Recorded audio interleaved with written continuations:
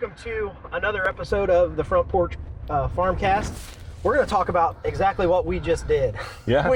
We just hooked up a trailer. Yeah. And pulling a trailer, backing up a trailer, having a trailer is an art. Yeah, it is.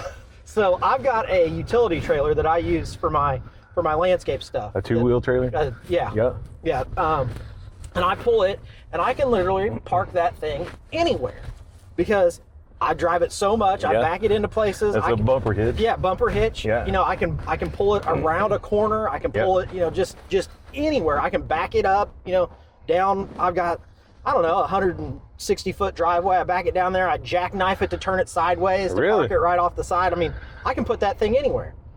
But you put me with somebody else's trailer, all of a sudden backing that thing, now it's all over the place. Like I can't back it straight for anything. Yeah. So it's one of those, it's an art form. You get used to certain trailers and you can do those no problem. You get used to other trailers, you can do it. But as soon as you switch them or put them on a different vehicle, all of a sudden everything you used to do goes out the window and you got to relearn all of it. Yeah. So if you get and just like a two-wheel, like you're talking about, two-wheel bumper hitch, lawnmower type trailer, yard trailer, those there, like they stay right behind your truck because you hook them with ball hitch. So like on this trailer here that we just hooked up, it's a gooseneck hitch. So it's hooked in the back of your bed of your truck, and those there, I mean, they're okay, but they're just a little bit tricky because it's exactly that. It's tricky. Yeah. But once you figure it out, it's like, wow, I could have done this. Yeah, forever. yeah, and so I catch myself too from when I hook a bumper hitch trailer up to whenever I hook the gooseneck trailer up. I'm sitting there looking. I'm like, man, I got all kinds of room over here to turn. And like, if I got the gooseneck trailer, I may be all right. If I got the bumper hitch trailer, I'm like, why did I even turn that wide for? Like cars are like, what's that guy doing? Yeah. But it is an art to. And then of course you got the hay wagons. Okay, so let's go with that. Let's start there, because I feel like if you can back a hay wagon, you can back anything. Yeah, I remember as a kid, and I tell this story to everybody that will listen to me. I swear to God, whenever I was a little kid, that's all we did was have hay, and we put up hay all the time. But because there were two boys there to do it. No, whenever Corey was old enough to do it, we bought a round baler. So we still put up. Because he's the baby. Yeah, right? that's true. But we still put up some squares. But we used to, Grandpa's barn over there, we would fill that thing completely full of square bales, and like all the way to the front, all the way to the back, all the way to the roof. Yep. And my dad had customers that would come and buy straw or certain types of hay. And, we had it all put everywhere where we wanted it. And it was funny because, it's so, you're sweating, you got hay all over, you're itching to death and everything when you're putting it in the barn. And then when you're taking it out of the barn, you're freezing to death because it's mostly winter time. You're trying to get your glove under the string to throw it. But anyways, my dad and my grandpa, they could just take it. I mean, they get on one of them old international tractors and pull up there, throw that thing in reverse. And if they didn't hit it the first time, for sure hit it the second time, and knew exactly how far back they could go, and they couldn't see around the wagon. Yeah. And I was always just like, how? It's like, how in the world do you And do so that? I'm like, I'm going to learn how to do that. So, of course, maybe the last wagon of the day, if everything had worked out all right, they might let me back one in, or I'd try to back one in or something. 17 tries later. 17, I give up, and I'm like, okay, just throw it in here, But I mean, I've seen my dad, it come a rainstorm and he hook on that wagon, but as soon as I drop the pin in the hitch, he's gone. I'm in something else trying to get back up to the barn, and he's already unhooked, and he's already got it in the barn unhooked. Yeah. I can remember that as a kid, like, I just don't see how. I don't see how, and the funny thing is, we're little boys. We're playing with little farm tractors, So I can pick my little tractor up with my hand and turn it and make the wagon go in there and still not get it in. Right. in the barn where it was, And it's funny, like, the first time, and so, like, I honestly can back a hay wagon with my truck 3 times faster than I can a tractor. Really? Yeah. And I don't know why. Yeah, that doesn't make any sense. You should be able to do the tractor easier. Because you can control the tires. Like you can literally pivot a tractor in a circle. Right. Yeah. yeah, you can ride the brake and twist that thing, just spin it on a dime, and you know, in the truck you're frontwards, backwards, but I can take a wagon and spin it around and do just fine. But you know, on a tractor, like it still takes me. I'm pretty good, don't get me wrong, but it still takes a while to so get it. Here's the funny one. So when I first was trying to back a tractor, I thought, or back a hay wagon in. I was like, I'm gonna be helpful. I'm gonna back this thing in. Yeah. Well, of course, it's a 7-foot hay wagon going in an 8-foot opening. Yeah. So there's all kinds of room to get it in there for sure. Yeah. And then once you get it in through the door, you've got to back it up because there's another one that goes in front of it. Oh, yeah. So I spend, I don't know, probably 40 minutes trying to back this thing in, never get it in. And I finally think, well, dummy, just pull the pin out of it and turn the tractor around. Yeah. So that's what I did. I pulled the pin out, turned the tractor around, hooked it onto the front of the tractor. Oh, yeah. Pushed it in. Yeah. Because then you're able to control direct the wheels. the front tires right where you want them. Pushed it in, and I thought, man, that worked a whole lot better. Right. So I drive out to the second one, hook onto it with the front of the tractor. Well, now, dummy me, I didn't get it close enough to where it was going. So now I'm pushing it, 200 yards. Yeah. Going forward, and it's all over the place because you're going back and forth. Yeah. Finally, I get it in there, and I'm like, I'm never doing that again. Right. Yeah. These things can sit outside for all I care. That's exactly right. I understand that 100%. Because I tell you, there's some places that we put equipment in the fall and in the winter, and then we get ready to pull it out in the spring, and I'm like, how in the heck did I get that in there without tearing this pole down? Yeah. And it's. Well, that's what you don't realize about, you drive. A lot of people drive by, drive by farms and see barns and things, but there are poles in there that were put there for support. Right. But you're not using it for what it was made for anymore, and you're trying to put equipment in there or hay wagons or whatever. And there's this pole right in the middle of the way. And, wow, you got to get in, and you're like, how in the world does this get in there? And especially now with equipment being so much bigger. Oh yeah. A lot of the barns you see. If you see a wooden barn driving down the road, you can't park very much equipment in that thing, and you can't park. I guess you can't. I shouldn't say very much equipment. You can park a lot of equipment in there. It can only be about 5 foot tall. Right. You can put a lot of gardening equipment in there. Yeah. Yeah. Tillage equipment, and you're in trouble. Yeah. There ain't no way you're getting in there. Well, now you see everybody with their barns, but then they're having to cut new doors because their doors aren't tall. Right. You put a 12-foot door in a barn, and you're like, oh, that's great. Yeah. Well, now nothing fits in a 12-foot door. Yeah. And so a lot of these guys. I know, like in the northern part of Indiana, when they start building barns, they put the airplane doors in, airplane hangar doors, and I know we did the doors there to County Fair and the new cattle barn. I think they're 14 or half or 15 feet tall, because is the power line standard code 13.6? I think 13, 13.6, something like 13.8, that. something like that. Because if you're driving down the road, you're driving down the interstate, and you see those big campers. Yeah. So another trailer, a camper. Yeah. A lot of people take those out camping, and you got to find a way to back that thing in. There ain't no pull-in camper spots. I've never seen a pull-in camper. So what's funny is they're pull-through. Literally, you don't even unhook. You just leave it hooked together. Oh, you'd have to. Yeah, are. I'd say you'd have to, because the funniest thing that we get into, and to go back to the camper thing. If you drive down there, they got that big white thing on top. That's the air conditioner, right? So, if you drive down through there and you're looking over at the interstate and you're like, that thing has to be 19 feet tall. There's no way that thing will go under a power line. But it really, because, you're thinking of World's Funniest Videos where they go under and rip the bypass. Off Yeah. And so I'm sitting here thinking, man, there's no way. It's just not even possible. But, that's the way they're made, inches. Yeah. Oh, yeah. Inches. Well, here's a funny one. So, on the road past the fairgrounds there in Washington County, the bypass came through and put an overpass in. Well, code, you've got to be at least 13.6 high. Well, it is on one side. Right. On the other side, it is not. Yeah. So, there have been some farmers that go through there with their combines. As long as it's folded, fits through no problem. You leave it open, it'll catch your bubble up auger. Oh, yeah. And rip it clean off. Yeah, I bet that's right. Yeah. Yeah. But you get all the way underneath it coming back to town, because that's the low side, is the one on the way back to town. Yeah. And you get underneath it, and it just takes it clean off. It's like, that just became a really expensive trip. Yeah. That would be terrible.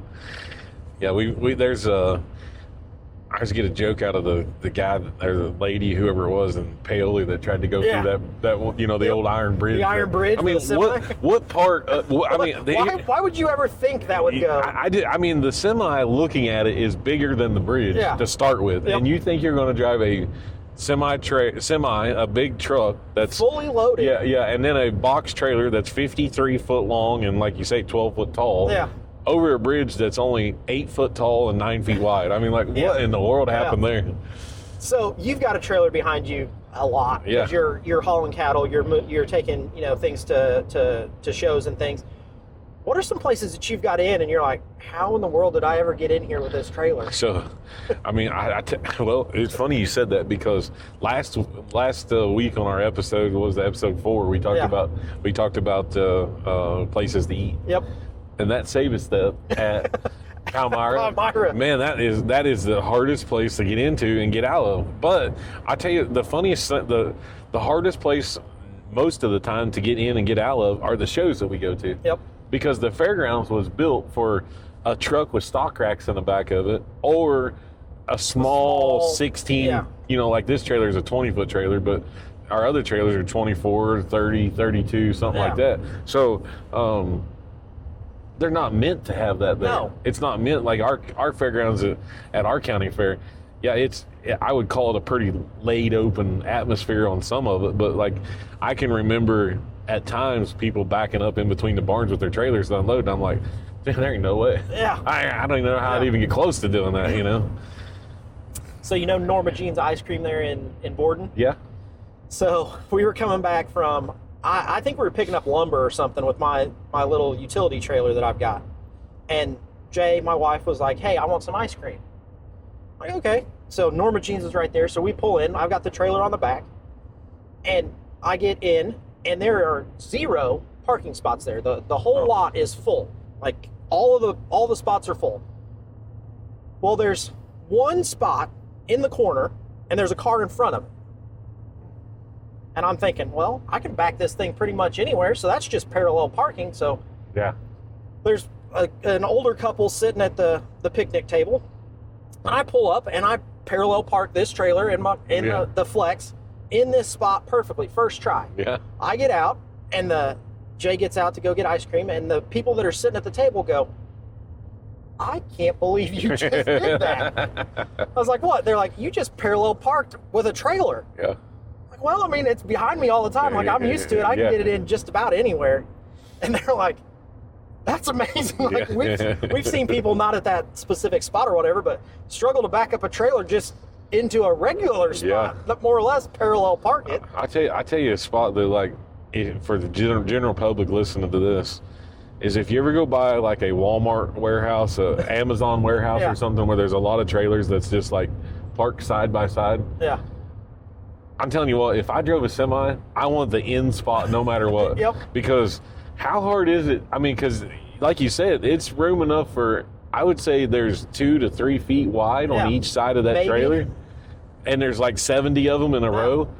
I mean, those guys have to be like precision, and they don't, they don't unhook in the parking lot and let, Johnny come in with a little fork truck and back them in. Move it around. Yeah. No, they do it with the semi. I mean, they're hooked up and they're just wheel that thing right in there with no one helping them. Yeah. So you can't see. That's what people don't realize. Yeah. Once you cut a truck far enough, you no longer can see that far side. Yeah. The blind side on that trailer is just that's my worst fear is, like when we between the blind side and the swing. Oh yeah. Because a lot of these trailers, depending on where that axle is, like you say, if you was pulling your trailer and you had lumber on the back, and let's say it was sticking out 2 or 3 feet. Yeah, that swing. When you turn, that 2 or 3 feet is still behind you, and it doesn't turn with you. No. That board doesn't just automatically bend. Yep. It's still straight out. So, I thought many times, I was like, oh my gosh, if I turn, I'm going to hit this car, or if I turn, I'm going to knock the front end off this Jeep or something, So and I tell you, ain't nothing worse than whenever I'm going to turn and somebody pulls up right beside me. Oh yeah. And oh my gosh. I just want to, I guarantee you my arm I'd be like Stretch Armstrong and reach out there and just grab somebody and be like, what are you thinking? So we've got a 34-foot RV. Oh yeah. Class C RV. Yeah. And learning how to drive it was really, So going down the road, it drives just like a car. No problems, no issues. Yeah. But turning it is completely awkward because you sit in front of the wheels. Right. So when you go to turn, like, you're out in front of it. Like you're turning. It's like a bus, I guess, is the best thing to compare it to. Right. So you turn, but you're turning, the wheels are underneath you, so it's like an awkward angle that you finally get turned to. But then the back of it, there's another 10 feet past the back wheels. Yeah. So then that swing comes around. The engine's in the back? No, the engine's in the front. Oh, you sat on the engine. Yeah, so the engine literally sits right beside you. I'll be dang. Yeah, I mean, learning how to drive it, and in a straight line, no problem. Backing it up, no problem, because the front, whips all over the place. Right. But going around just a regular corner, it's like, holy smokes, this thing, it's like a semi, it's only 32 feet, but it's like it's 60. Yeah, oh yeah. And I tell you, one of the, my sale barn over here is 25 years old.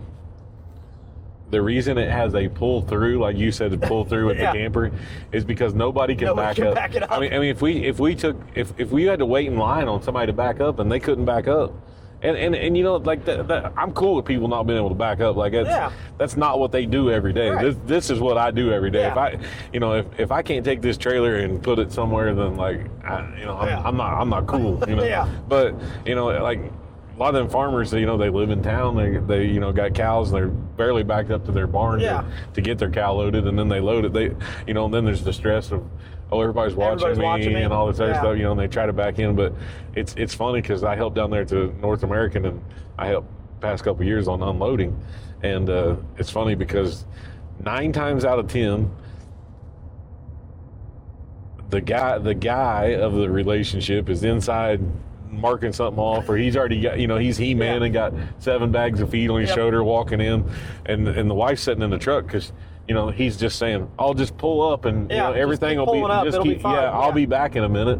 Well, you like me going to the show, I talked to you, I talked to this guy, I talked to that guy, and I'm like, oh yeah, I forgot, they're still in the they're truck. Still in line. Well, so I'm sitting up here being the guy, I'm like, ma'am, you're gonna have to back up. She's like, I don't know how. I was like, I'll tell you which way to turn, you just bring it on back. And she's like, all right. So like it's funny because the lady we did this year, the first time she started to go back, she come back, and she's like, I've never backed something up before. I was like, all right, keep turning this way, turn that way, turn this way. The first time, she nailed right back in and in between 2 trucks. And it's a freak thing. Like she was the perfect, speed, letting off her brake, and like never had to give it any gas, and just, I don't. But it was funny because, like her boyfriend, husband, whoever he was so excited that she got backed in. He's like, oh, you said you can't even drive this thing down the road straight, and you just backed in. And she's like, oh, them guys, they was helping me back in. Like, oh, they jumped in and did it. And she's like, no, they wouldn't get in my truck. I'm like, I ain't getting your truck. No. I'm not driving your truck. Like that's because you know how it is. Yeah, you got a really expensive truck. Yeah. You got a really expensive trailer. Right, you got expensive show animals on it. Yeah. That's just a nightmare waiting to happen for somebody else to jump in it. Right, and of course, with me, like, I'm gonna have to move everybody. It's funny we talk about that because our daughters are now drivers, or wannabe drivers, I guess you might say. And so you get in the truck and you're like, all right, who moved the seat? I'm trying to get in and I can't get my legs even close to getting in the door. And that's the thing too, is you want to jump in somebody else's vehicle and help them back up, and the seat ain't setting right and the mirrors ain't adjusted right. You look just as dumb as they do. Oh yeah. So like I say, I think, like we could sit here all day and argue back and forth what the easiest trailer to back is and what the hardest trailer to back is, but I'm gonna go ahead and tell you, I already know what the hardest one to back is. The hay wagon? Well, the hay wagon, number one, but any trailer you got behind you with 50 people are standing in front of you watching you do it. Yeah. That's the hardest one. Yeah, that's true.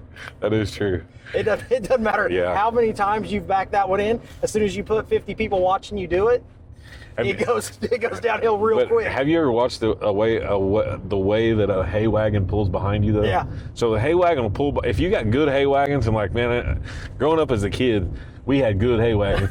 Our hay wagons, I shouldn't say this, but these things could go 70 or 80. Not that I tried it ever, but I probably may have hit 50 or 60 before. But anyways, these things here could run straight as an arrow. Yeah. Now, I've also hooked on some that I got 10 miles an hour and they was so far off the road that I thought that they was going to crash. So, but our hay wagons was always good, and they trail really good, or like our gravity box wagons, we haul corn and stuff in. And so, anyways, if you turn at a turn and have 2, 3, 4 of those things hooked up, they will all follow in the same track. Yeah.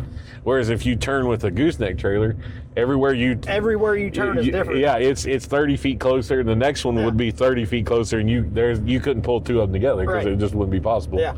Well, that's what's funny about the hay wagons that we've been talking about. Bad ones will whip side to side, and then they'll catch and like throw you off the side of the road. Right. Yeah. It's like, whoa, what just happened? Yeah, it's funny. I bet I've only seen my dad buy 1, maybe 2 wagons at a farm auction before. Because they're nothing but trouble. Yeah. I mean, like... Yeah, you fight them the whole time. Yeah, and, whenever putting up hay was a big deal, we almost went around and, like, kind of talked to everybody and kind of seen who had the, good hay wagons. And, like, so whenever we needed them, we could use them, Yeah. So... Because there's nothing worse than going and asking to borrow a hay wagon, and it's awful. Oh, yeah. I tell you what, like, you could... So, there you go again. You always want to have a pretty good load on that ties itself together, so you don't have to use no ropes or string to tie it on anyway. And then, our farms was always 5 miles apart, to where we load and unload.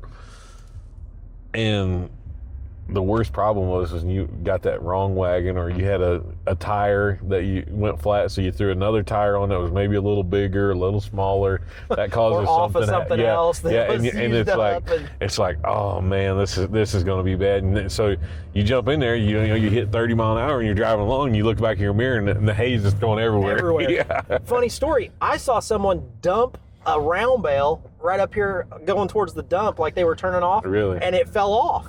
And they're just sitting there like, what do you do? Like, so I guess they called the county or whatever, and they came out with a loader and picked it up. But... So here's something really funny that you mentioned that, where we was just sitting at the stoplight in Salem, right by the CVS right now. And so 2 years ago, I left the stockyards, and I had my low frout bed trailer, and I put 2 bells in the front, 2 bells on the back, 1 in the middle, and then I put 2 on top. And this trailer probably shouldn't hold no more than 4 total. Yeah. Okay, so you got it overloaded. So anyways, I get the bright idea that I'm like, hey, it's 2:30 in the afternoon, like I'm gonna turn here to stoplight, and I'm gonna go to JC store, and I'm gonna get some stuff to, for the kids for supper. We're gonna get some, food and stuff. So, dummy me, I'm in the turn lane going. I don't have my hay bale strapped on or nothing, and it drops right there by the gas station. Like on its side, drops. I'm like, oh crap. So like the first thing I do is turn the next street down. So like I turn down here by the library, come down, go Water Street, get off Water Street, go up by the quarry, so nobody can see me, because they're like, obviously that's the dude that lost the hay in the middle of the road. So I was like, oh, heck with it. I don't care. So like I get to almost to the old orchard down there, turn back around, come back, and I'm like, I'll come on the north side of town. So that way it looks like I'm coming into town. Yeah. So like I come into town, pull into the grocery store. I'm in the grocery store, and this guy, this guy walks up to me. He says, is that your load of hay out there? I'm like, God dang. I'm like, yeah, that's my load of hay. And he goes, you know what? Some idiot lost a bell up there on the up there by the stoplight. And I was like, no kidding. He's like, yeah, you ought to go up there and get it. I was like, man, if I had a tractor, I'd go up there and get it. But I said, who's got a tractor in the middle of town? He's like, I bet you could call the county and they bring a backhoe up there. And I was like, oh, I don't know. He goes, maybe I'll just go get my tractor. Maybe I should just tell him it's mine. Hay's valuable. And I was like, well, I mean, what are you gonna do, man? Like, I don't know. Yeah. And he's like, I'm gonna go try to get it, because I'm walking in, he's walking out, And he's like, yeah, I'm gonna try to get it. So I leave, and I'm like, I'm gonna be brave and drive through here, because I'm coming this way. Yeah. There ain't no way that bell's mine, even though all the other ones look like that, And so, anyways, the bale's gone. There's a little hay spot there in the road and everything. So I guess the guy got the hay because there you was, go. yeah. But it was funny how you just said that and we was right there. And I bet I told 3 people that my whole life. But you know, I bet your dad doesn't know that one either. I bet my dad don't know either. Yeah. But that's just wait. Next time I see him, I'm gonna tell him. Yeah. Hey, you know what? Ryan dumped a bale of hay in the middle of town. Yeah. I hope this podcast don't hit before you see him. Yeah, but no, it's you know, like you say, you never do think about stuff like that, and you know, obviously we should have them hay bales fastened down. Everybody should, but at you the, don't. But at the same time, you're like, man, there's no way. Like, if I can run and jump into this thing, and if it can, it's here's rule of thumb number 1 as a farmer: if it makes it out of the driveway, it'll ride. Yeah. You know. Yep. If not, don't look back. Yeah. If it makes it out of the driveway or out of the field, whatever you're in, it'll go anywhere. Oh yeah. Oh, shoot. Oh, that's a good one. I'm going to have to make sure I see your dad soon. In fact, I'll probably see him tomorrow. Yeah. You going to Pekin tomorrow? He probably will. Well, you there never we know. go. I'll see him and let him know. Yeah. I dumped a bale of hay. Yeah. That was 2 years ago, though. So, 2 years ago. I heard you were about 16 when you were doing it. No. It was your dad's hay. Yeah. It wasn't his hay. This one wasn't, but yeah. Yeah, we're all the time trying to buy hay or trying to find hay somewhere because we just got so many cows and stuff and move it, and like you say, it's just easy to jump in there and do it and don't think about it. But you know, talking about trailers, they make an inline hay trailer now that you know we put 6 or 7 on and it dumps slide off forward, the side. Yeah, dump off to the side. Yeah, that there's pretty handy now. Yeah. But everybody sticks with their hay wagons or their flatbed trailers. Yeah, just load them on. Just a lot easier. Yeah, for sure. So with that, let's go ahead and wrap this one up. Like we said, we try to drop these every Tuesday. So if you're looking, you can always go back and watch the ones previous, but you should see one dropping every Tuesday for the next few months at least. I mean, we're going to try to get as many out as we can. Yep. So we will.